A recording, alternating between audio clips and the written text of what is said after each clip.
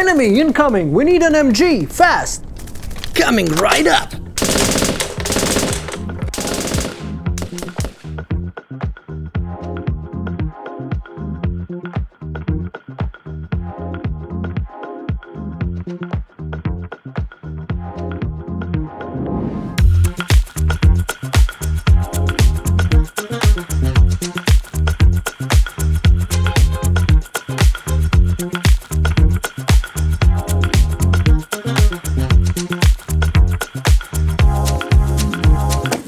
Amaran 300c. Let's open that. Oof. I'm so excited to finally get my hands on this Amaran 300c light. As always, the video is not sponsored. I have paid my own hard-earned money for this. But let's get it open. So you have this little tab right here, which you can pull, and I tried to remove this by sliding, but it's just not going anywhere. So if you get this, you'll have to just...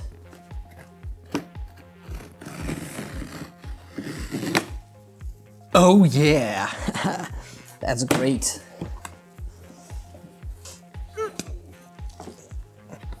Looks like it's glued to the box. But it removes without any problems. I feel like a hitman opening this case. There are these tabs that you open, and then you can open the box. Bam! So what do we get? We get a reflector, and this one, this is unfortunately same as their all kit reflectors. It makes a super bright hotspot in the middle. Let me get another reflector for comparison. Okay, so they do seem a little bit different. This is the reflector that came with my 100D that I have right there, and this one came with 300C. So as you can see, the size is the same, but this one is gray, this one is black. And if you look inside, you may see that the one that comes with 300C has smaller reflective pattern inside. So how's that gonna translate into real performance? I don't know. We're gonna see. Okay, let me put this aside. Let's continue with the unboxing, and we get a power cable, some silica gel. I say throw away, do not eat. Let's do that. And some foam, and there you have it. Oh boy, oh boy, oh boy, that is a brick. That is a proper brick. How many watts is that? Okay, so it's 48 volts at 7.5 amps. So if we just multiply those two, we're gonna get 360 watts.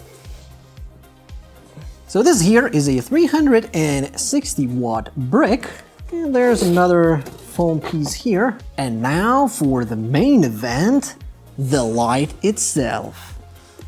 Oh yeah, ooh, wow.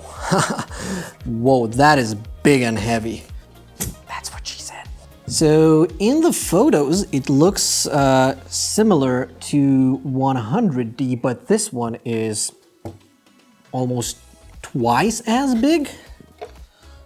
It is plastic, but I gotta say, I really like the construction quality of this light. It does not feel cheap or anything. Nice thing is that this part is metal, so I think they have learned from their previous mistakes where 100D and 200D would break. So this one is full metal.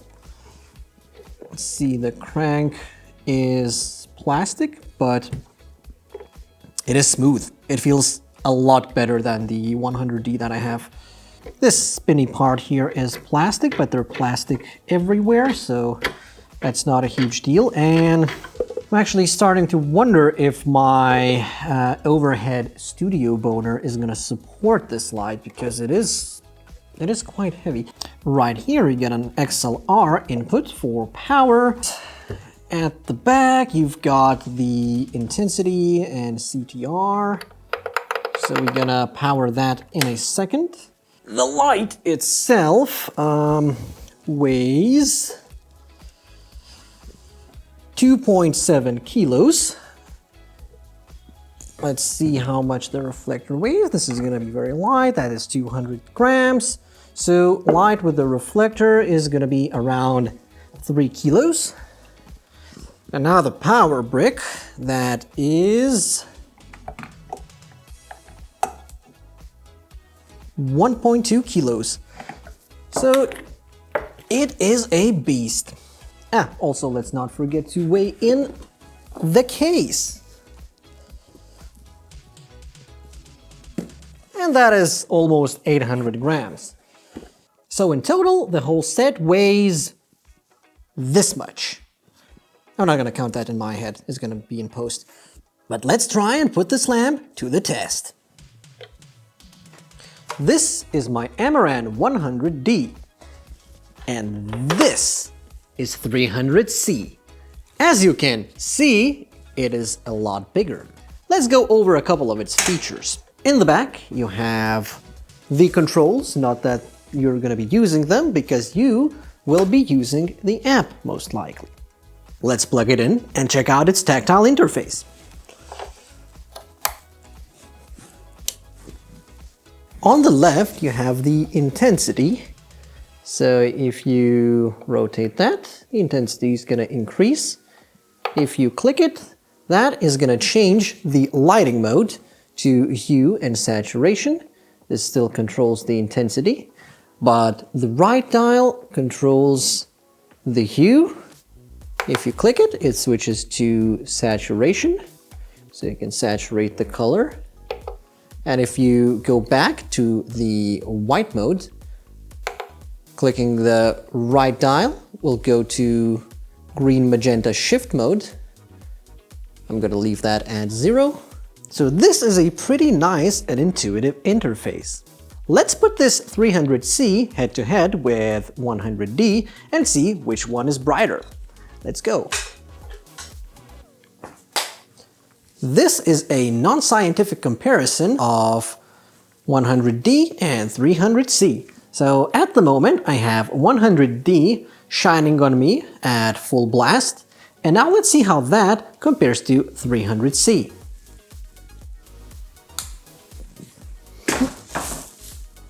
Ow! As you can see, the 300c on full blast is a little bit brighter, although it is quite difficult to show on camera. The camera is at 100 ISO f8, so in reality I can see a difference. And I am also going blind from the light, so let's try and see how it behaves with a reflector.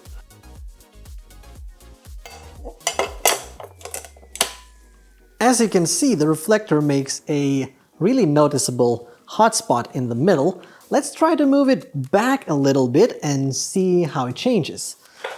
Alright, false color is on and we can see the hotspot behind me. So this is the reflector that came with 300c. Now let's try and replace it with the one that came with 100d.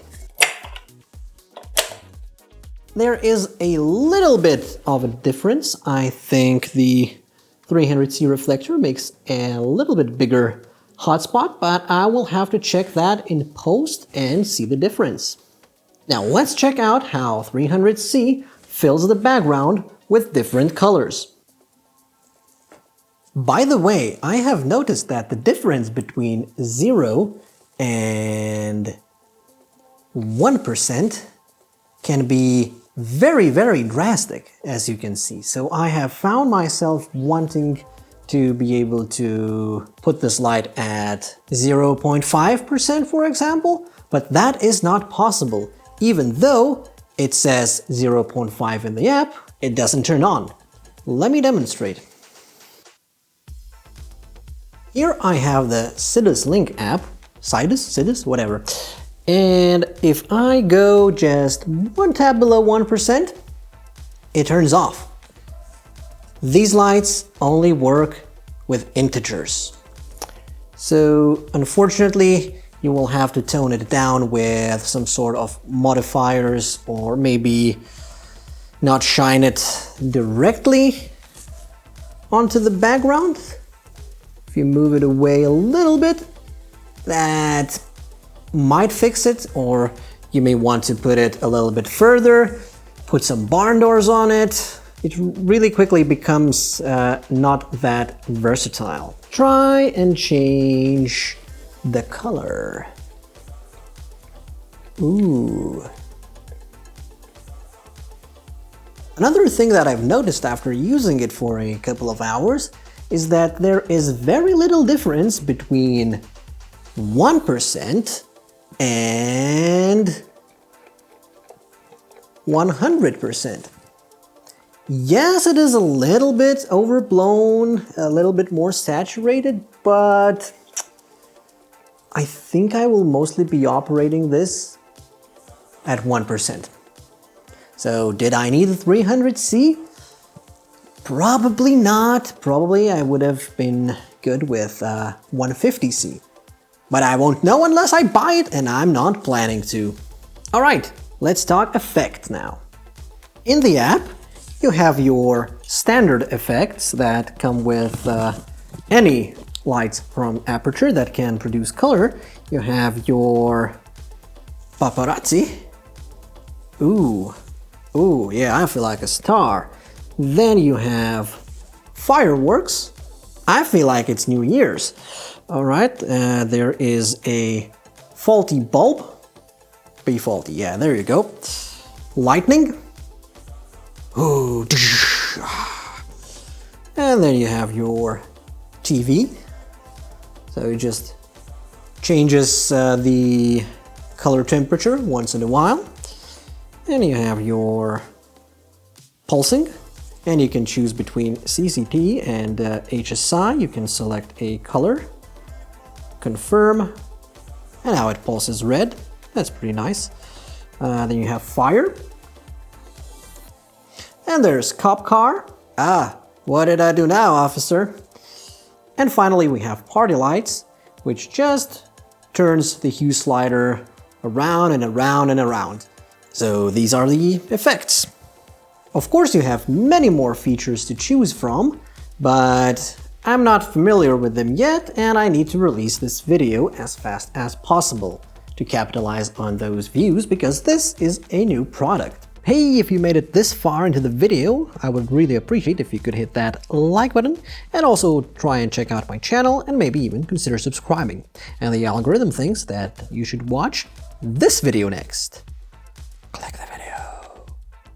Subscribe. Click the video. Subscribe. Click the video. Subscribe. And I'll see you in another video.